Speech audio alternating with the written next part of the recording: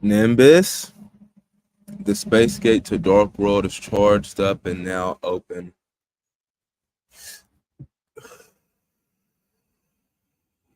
Welcome back, Twitch, YouTube, Twitter. It's your boy KDZ, bringing you guys another market watch. And again, guys, the reason why I do these videos is because I have a huge passion for trading card games. I love talking about trading card games, and I want to continue to build a community that has the same love and passion for admiring autos, quarters, lure windows as I do. And with that, let's get into it. Yeah, the YCS Indy ended yesterday with Sinful Spoils, Rescue Ace taking it all. And it took like the majority of top cut. It was like 14 of the 32 top cut decks. So a very strong showing from Rescue Ace, Diabell Store, which I think is pretty cool. You see the market kind of reflecting that right now. Let me go ahead and refresh this. I'm not sure if this is the same one we left off from yesterday because this is where we left off. Is the prices changed? Anything different? Okay, no. So this is legit. 9 listings as low as 168, market price 136.48 for Wanted, Seeker of Sinful Spoils, the spell card. And then for Diabell Store, the Black Witch, 8 listings as low as 164.92, market price 156.19. So lower on listings. It's still a 2-for-1 for the Diabell Store and close to the 2-for-1 for the Wanted, Seeker of Sinful Spoils, just a little bit more. Superstar Slayer, Typhoon, Sky Crisis is falling in value. But Mseti, this card, 88.25. I feel like that's really, really cheap for what it is. I want to do a deeper dive. That Visa Samsara is down in terms of listing. But let me read this real quick. Wait, hold on. Let's go to Yu-Gi-Oh! Card Guide. Age of Overlord, yes. Happy Mseti. This is what we're looking for. These horse cards, I didn't read them the last time I was in here. It's a dark spellcaster. A dark spellcaster, a water beast, a wind beast warrior, and a earth winged beast.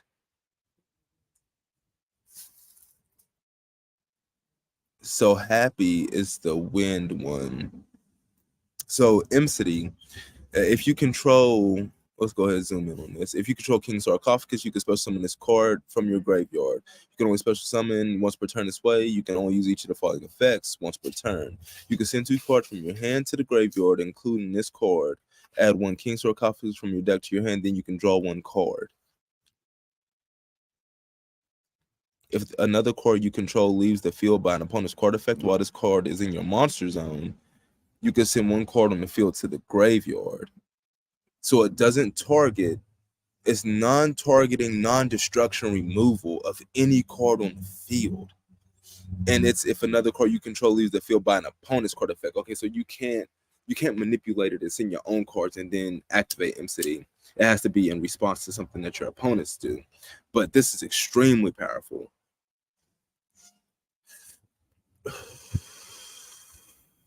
It enables cards in the graveyard. Not only does it enable cards in the graveyard, now I see why people were running this with Phantom Knight, because you can easily put a Phantom Knight in the graveyard, get King Sarcophagus, and get a draw, and get this back. Do they all have, if King Sarcophagus is on the board, that you get to special summon them? You can special summon this card from your graveyard, okay? If you control, you can special summon this card from your graveyard. And if you control, you can special summon this card from your graveyard. Let's see if we can find King Sarcophagus. Horse monster you control cannot be destroyed by card effects that do not target them. Okay, so you have to target them to destroy them. You can send 1 card from your hand to the graveyard, send 1 horse monster from your deck to the graveyard. Okay. So, okay. You can only use this effect at King Sarcophagus up to 4 times per turn? You can, well, hold on. You can send 1 card from your hand to the graveyard, send 1 horse monster from your deck to the graveyard. 1 card, so it can be any card. It doesn't have to be a monster. You can use it up to 4 times.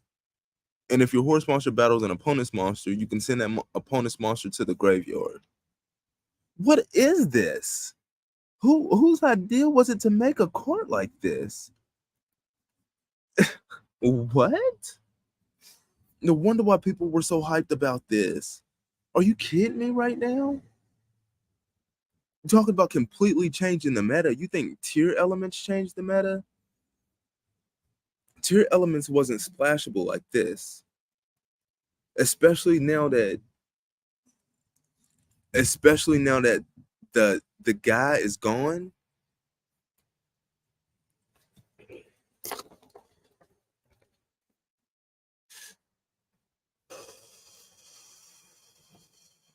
I mean, I suppose you had to get rid of him. I suppose you had to get rid of the guy. And his Starlight Rare, $70. Oh my goodness. For this lore window, criminally undervalued. But I guess you had to get rid of him because he stops all of that. He shuts it all down. He is like, I don't ever see him coming back, but he is like, his power is on another level when you think about it. The fact that he completely shuts down the Horus deck, as powerful as Horus is incredible. Once per turn, you can exceed. No, that doesn't matter. Any card sent to the graveyard is banished instead. Once per chain, each time a card is banished, attach one banished card to this card as material.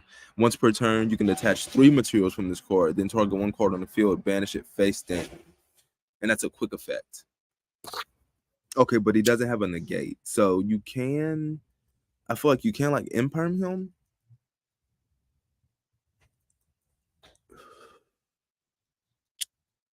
So there's ways to deal with Arise Hard.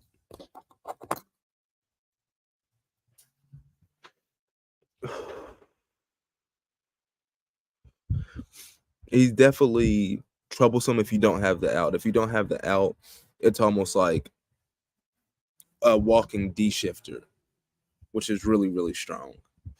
But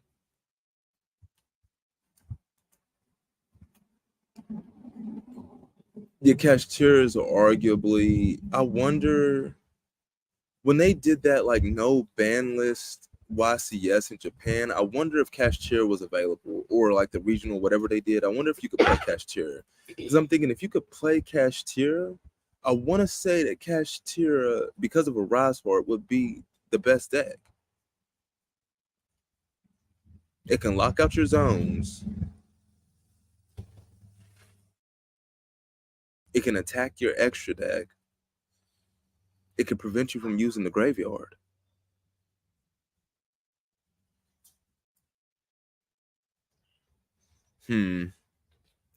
I wonder about that. I'd like to see that. A no ban list tournament right now with the current card pool that we have right now.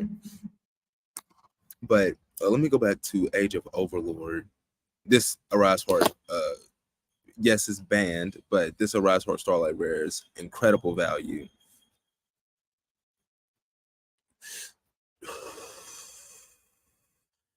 Imseti and King Sarcophagus are dirt cheap. These should be right. These honestly probably these should be spot 4, spot 5 in the set.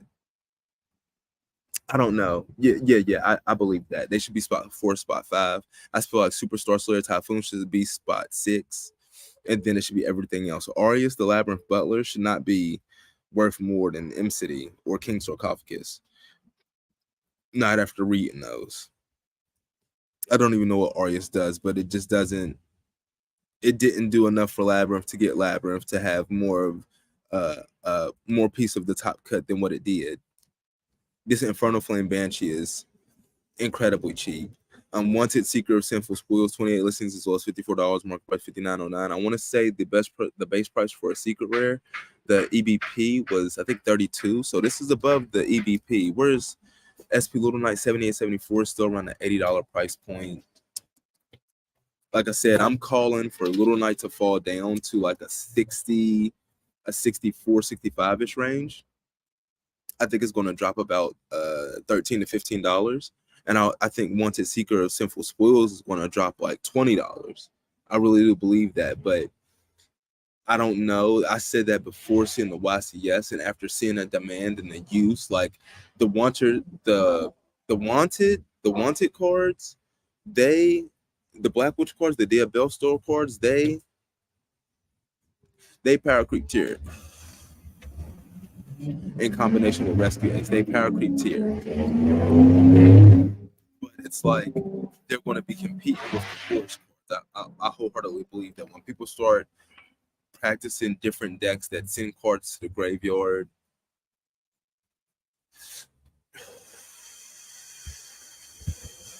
I see why. I see why people would even. And of course, like always, guys, we don't need manga watches outside alive with the live shooting alive with you guys. So of course, you're going to hear the birds and the bees, and the wind blowing in the background, and your occasional motorcycle, driving by. But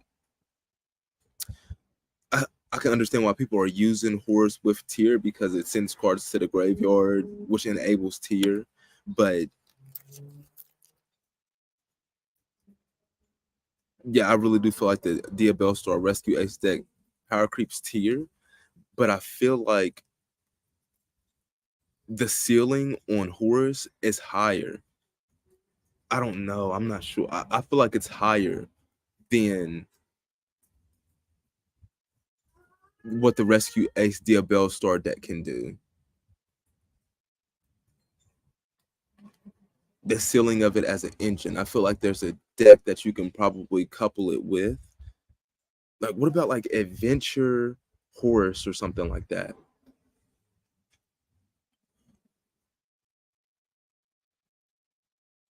Wouldn't that be busted? I mean, M City is locked behind. I mean, the QCSR is dirt cheap. You can get a playset of the MCT QCSR for the price of what it will cost to pull one. So that's great value. Same thing with the King Sarcophagus. You're getting a little bit more than a playset. You're getting like 4 copies.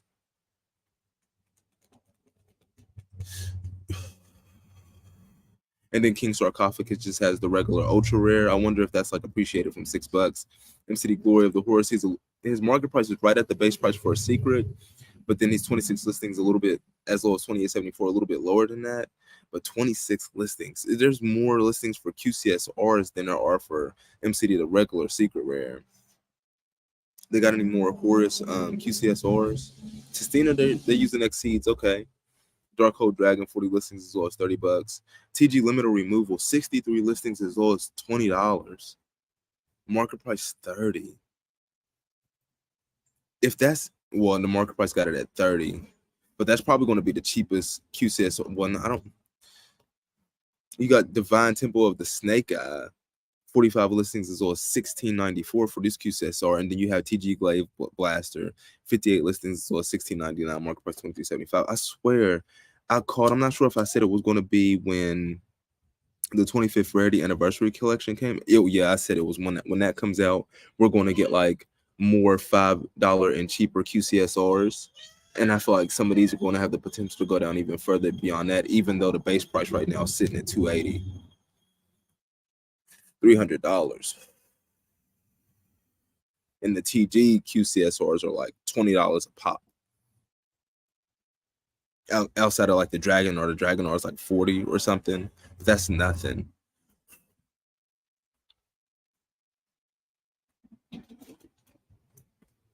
Then Tainted of the Tistina down here, another QCSR at 36 listings as low as $17.97. Arius is actually appreciating in value. That was like $12. No, King Sarcophagus is 64 listings as low as $5.15.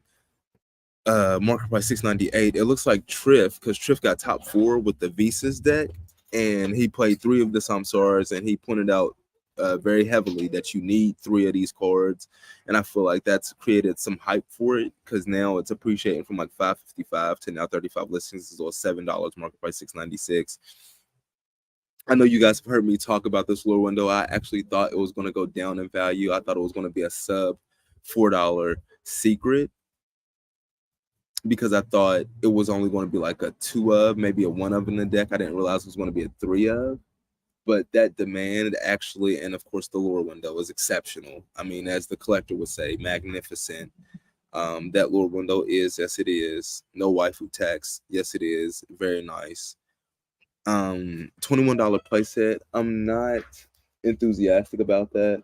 I want to say give it a little bit of time, let it die, let the hype die down, especially 2 weeks from now. Well, maybe not even 2 weeks, maybe like a week from now. Because like I said, once we start getting tomorrow, when we start getting reveals for that 25th Rarity Anniversary Collection, People are going to forget all about this stuff. As great as it is, people are going to forget. Like, it's what have you done for me lately? And when they start seeing all those other cards in different rarities, people are going to start trying to create capital and preparing to go in on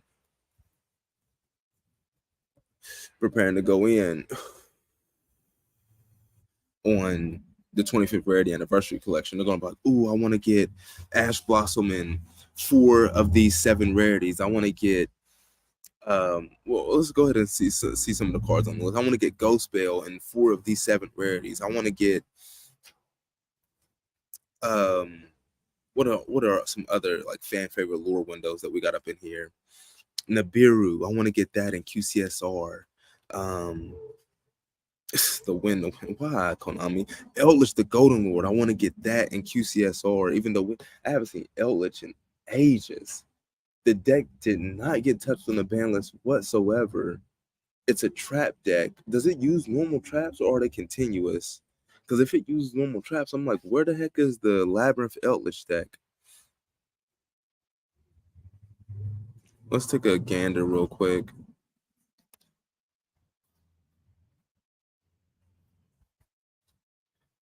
Eldritch the Mad Golden Lord, Eldritch the Golden Lord, and then we're gonna reverse engineer this. Look at that, 16. I try to sell mine as quickly as possible, guys. It's coming down. It's coming hard. The 25th Ready Anniversary Collection.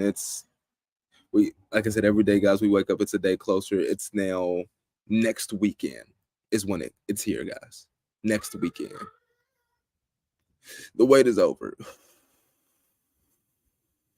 It's officially over, and 55 listings as well as $16 market price 24.10 for Eldritch the Golden Lord. But the reason why we came back here was to look at some of the traps. Okay, so normal trap, Conquistador, continuous. Okay, so the majority of them are continuous. However, Elixir of the Scarlet Sanguine, which is like one of the most important traps, is a normal trap, which allows you to use Eldritch himself. And El Dorado Adelantado is another normal trap, but those normal traps, they enable everything. Now let me read Eldritch real quick. What does he even do? You can send this card and 1 spell trap from your hand to the graveyard and target 1 card on the field, send it to the graveyard. Okay, but you have to target. It doesn't destroy, but it is targeting non-destruction removal. If this card is in your graveyard, you can send 1 spell trap you control to the graveyard, add this card to your hand, then you can special summon 1 zombie monster from your hand, and if you do, until the end of your opponent's turn, it gains 1,000 attack and defense and cannot be destroyed by card effects. Okay, what was it? How do you use this? You can send 1 spell trap you control to the graveyard. Yo, when we get super rare Eldritch the Golden Lord, you're gonna see Eldritch the Golden Lord in a lot of different stuff. Because he can just be used with his effect alone in any deck. Like you could just put himself in there. Well, it's level 10. Level 10 exceeds, I don't know.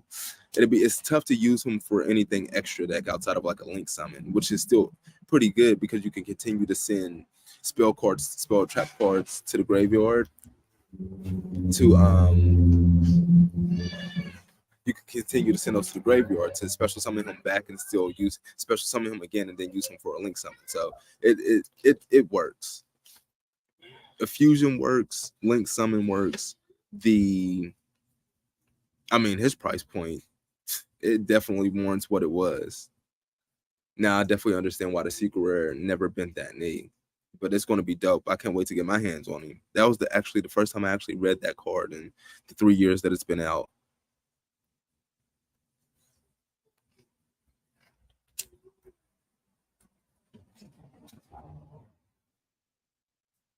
So that's cool. QCSR Ultimate Rare Ellen. That's dope. Let's go back. Yeah, I'm surprised we still haven't seen more of Eldritch. Because he can just enable decks to give them an extra boost that can send cards to the graveyard. Especially like the fact that a spell or trap is so strong.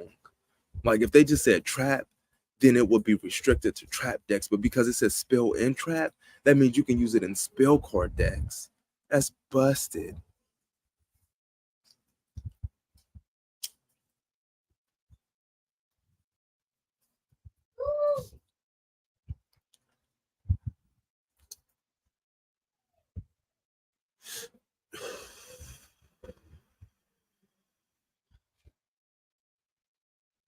Like this is the like Age of Overlord is the new kid on the block, but even with that on the block, this is the set that has all of that's headlining the news.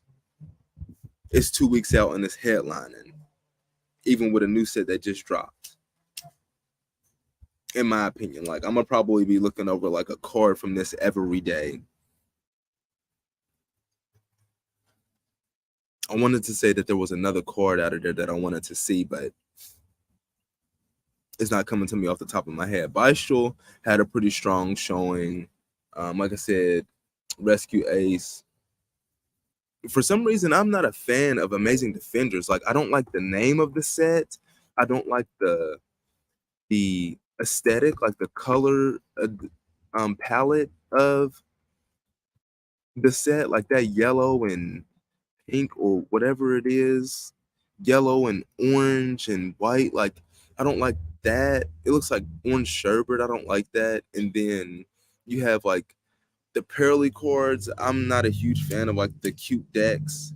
So Pearly, I'm not a fan of that. Um Rescue Ace, I think looks kind of cool. Machines are always cool. The Mekanko, I don't like the name of that Mekanko. What kind of name is Mekanko? Um,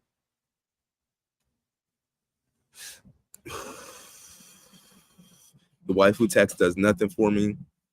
It has some pretty cool picks in terms of collector's rares. The 1-for-1, I feel like that's really good value. Core Trooper to Gizmek Orochi, if they gave like another like Gizmek Kaku or something, if they gave that like a collector's rare, that'd be dope. Just giving Gizmek Orochi one is not that cool. 35 listings as well as 1519, mark price 1812 for Gizmek Orochi collector's rare. Core Trooper 35 listings as well as 1875, mark price 2121. This was bought out to like 30. It's finally bottomed out, incredibly cheap.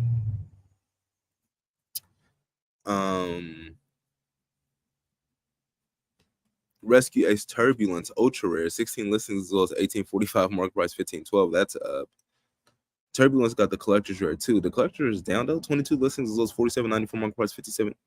And then Rescue Ace Hydra 25 listings as well as 56.49, market price 57.29.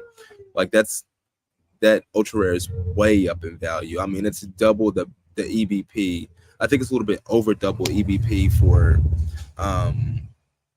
what the base price of what an ultra rare should be coming out of this set, which is as Perfect Cell would say, incredible staying power.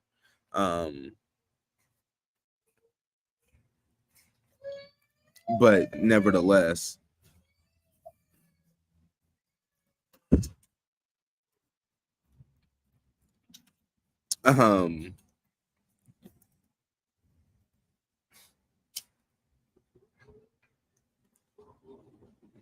you got a Soul Day, Two Tails of the Noble Knights, 34 listings as well, $62, mark price $65.95. That makes sense. It's actually exceptional value. I think you're looking at a 3-for-1 for that. Like the base price of a collector's rare to pull one at random is like $200. 34 listings as well, $62 for a Soul Day. Yeah, you can get a play set for $200. So incredible value. Still 2-for-1 on the Rescue Ace Hydrant. Of course, guys, we look at these TCG markets as if they're in a vacuum, as if we live in these TCG worlds, as if there's nothing else to buy other than trading cards. And of course, guys, none of this is financial advice. This is not a financial advising channel. I'm not a financial advisor. I'm just telling you guys how I look at these TCG markets. And even with the spikes in value, like a lot of these cards are still primed to be picked up. Oh, interesting card. What is it? Your Lily? I don't know how to spell that. Oh, 2 R's. For Lily, is that right? Oh no, I spelled it wrong. Oh my goodness. This is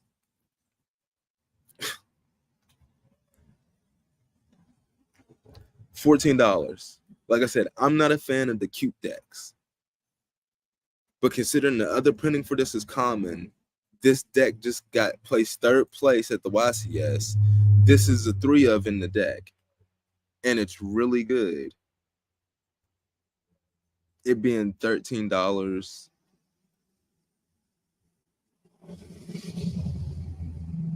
As Fresh would say, that's too easy. That's too easy. I mean, he's talking about how like his Ghost Reaper and Winter Cherries fell out to 15. You're picking these up at 15. You should be looking at nothing but profits. But I mean, of course, it depends on how much you put into the card. Like if you put $100 into this card, and you know the card doubles in price, then your $100 investment will double essentially. But if you put $100 into this card, and this price triples, a triple, I mean $300, you coming up on a couple hundred. It's not bad, but I mean it really just goes however much you put in. But this is incredible value. What else is going on? Branded Fusion, $31.49. Triple Tactics Thrust, $104. Branded Lost, Sync Realm. I've never seen that card.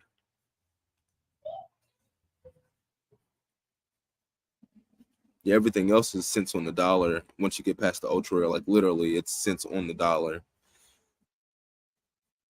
That Nimble Angler, if that's like the highest rated Nimble Angler, that might be pretty good value.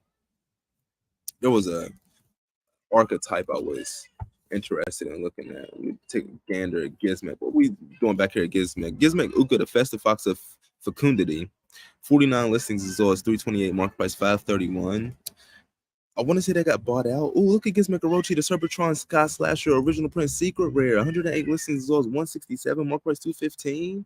This used to be a $30 secret, and the collector's rare can't even hold 20. And then you have Gizmek Kaku, the Supreme Shining Sky Stag, another secret rare out of Ignition. So 87 listings as well as 95 cents, market price $1.74. These Gizmek secret rares are really cheap. And then you have Sacred Scrolls of the Gizmek Legend, another Gizmek secret rare. 170 listings as well as 11 cents, market price 32 cents. I've never really read these cards, but considering they have a whole archetype based around them and they have a lot of secret rares, I'd be hard pressed to think there isn't some type of utility there. They're all machines, so they're all the same type. They're different levels. They're different attributes.